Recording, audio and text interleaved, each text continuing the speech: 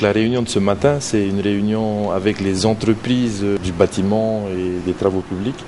Des entreprises qui sont de diverses tailles, bien sûr celles qui sont les plus importantes du pays, et puis beaucoup de très petites entreprises qui ont du mal avec la réglementation. Donc on a souhaité réunir ce matin les grands problèmes à travers les questions qui sont posées, réussir à discuter avec eux, avec les services qui sont les instructeurs de ces demandes d'autorisation.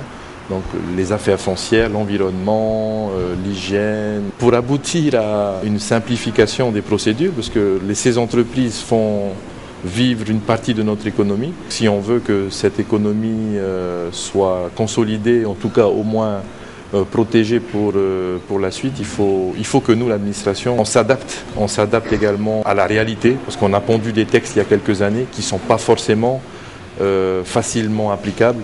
L'objectif, c'est d'avoir des textes, c'est pas de dire on fait tout ça sans autorisation, mais avoir une administration qui soit accompagnatrice du développement, mais pas le frein, comme on l'entend souvent de par les remarques que font les entreprises. Il y a plusieurs réformes. D'abord, la réforme du travail, il faut être collégial, l'administration doit être unie pour répondre aux autorisations, donc certainement faire beaucoup plus de commissions d'avis collégiales, pas forcément avoir des avis individuels qui arrivent au goutte à goutte, et cela pour les dossiers d'importance. Ensuite, bien sûr, transformer ou modifier nos textes. Il y a des textes qui relèvent du Conseil des ministres, et puis bien sûr ce fameux code de l'aménagement, code de l'environnement. On a commencé à discuter avec les notaires, avec les architectes, avec les maîtres d'œuvre.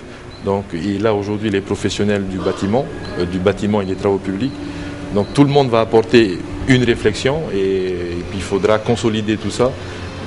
On est unanime, hein, notre code, on l'a écrit et aujourd'hui on sent qu'il nous lie un peu les mains, qu'il est un peu compliqué à mettre en œuvre. Donc il faut absolument le toiletter si on veut rendre efficace notre relation avec le privé.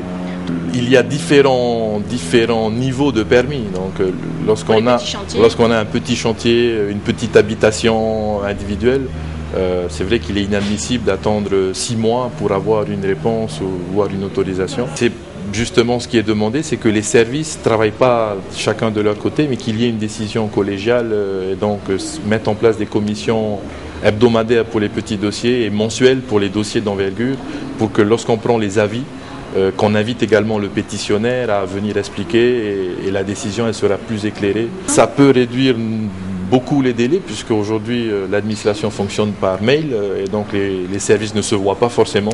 Les avis intermédiaires arrivent sur la table du chef du service de l'urbanisme au fur et à mesure et c'est justement ce travail en commun que toute l'administration instructrice des dossiers doit réapprendre à faire parce que ça a été fait et aujourd'hui il faut le refaire. Courant juin, donc on va commencer à remettre tout ça sur la table. Je ne suis pas le ministre de tous les services instructeurs, il y a également l'environnement, l'hygiène et nous, les affaires foncières, équipements. On a intérêt à travailler de manière plus collégiale pour l'instruction des permis si on veut gagner sur les délais. Après, il y a les codes et donc là c'est un travail en profondeur beaucoup plus long. Mais qui va aussi être proposé à tous les partenaires, architectes, notaires et entreprises. Tout le monde proposera quelque chose et puis il faudra le réécrire et le représenter devant le gouvernement et l'Assemblée.